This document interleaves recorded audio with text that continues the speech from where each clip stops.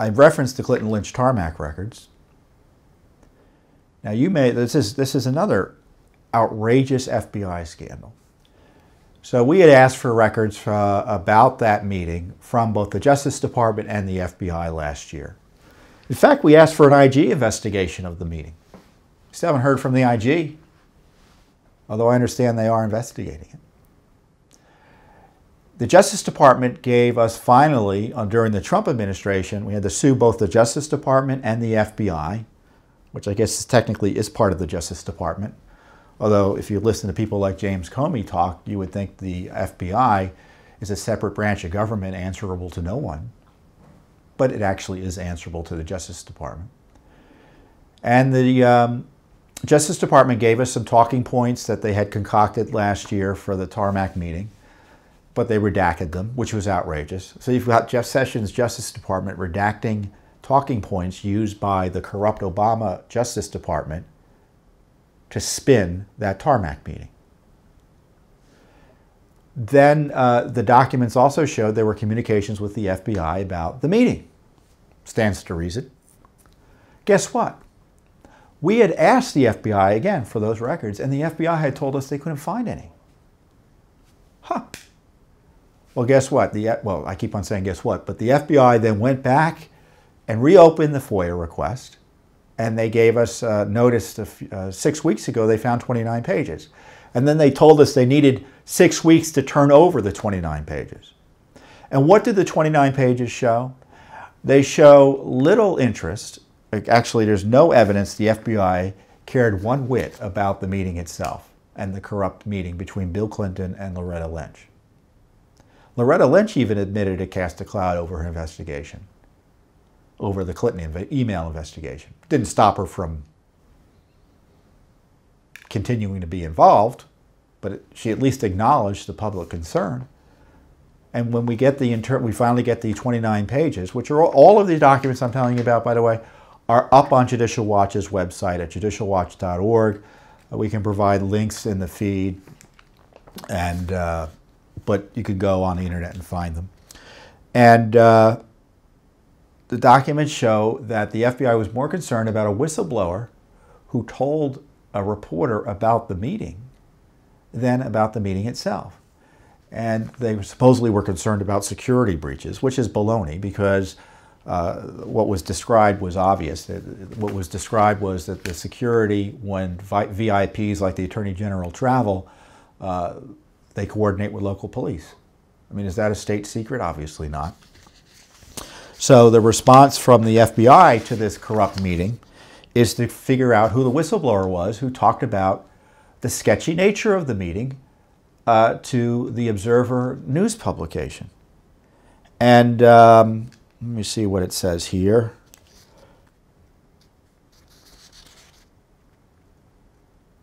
FBI officials write, we need to find the guy, and that they also contacted the Phoenix FBI office in an attempt to stem any further damage.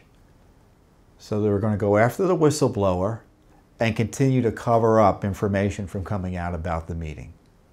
Were they concerned about the ethics of the meeting? They haven't given us any documents showing they were. This shows you, again, why the FBI, certainly at the leadership levels, can't be trusted. Comey has ruined the FBI, and the new Trump FBI director, Christopher Wray, I haven't seen much of. He's kind of missing in action on these important ethics issues and corruption issues. You know, President Trump tweeted, again, after our appearance on Fox News, that the FBI's reputation or something like that is in tatters. Frankly, I think the president is being charitable. I don't know, forget about whether the Clinton email investigation and the Russia collusion investigation can be redeemed. I don't know if the FBI can be redeemed. Is it too far gone in terms of the leadership corruption and ethical compromises and politicization to be saved? If there were brave souls on the Hill, they'd be talking about issues like that. You know, the FBI is failing the American people on so many issues. And it's a shame that we can't trust the FBI to fairly administer justice. We can't trust them with the Clinton stuff, and we can't trust them with the Trump stuff, because they were protecting Hillary Clinton, and they obviously have it in for President Trump. And it taints the Mueller investigation, because Mueller is a former FBI director. We already know he covered up corruption at the FBI with the stonewalling on the firing of this, the removal of this FBI agent who was an anti-Trumper and a Hillary supporter. So what next? Well, Judicial Watch is just going to continue our lawsuits, trying to find out information about what's going on. We're going to be asking about the dossier. We still are asking about the dossier. We're asking about the unmaskings. We're asking about what Mueller's up to, what his budget is. And certainly the Clinton email investigation, we're in the middle of it. We're still asking for the Clinton emails.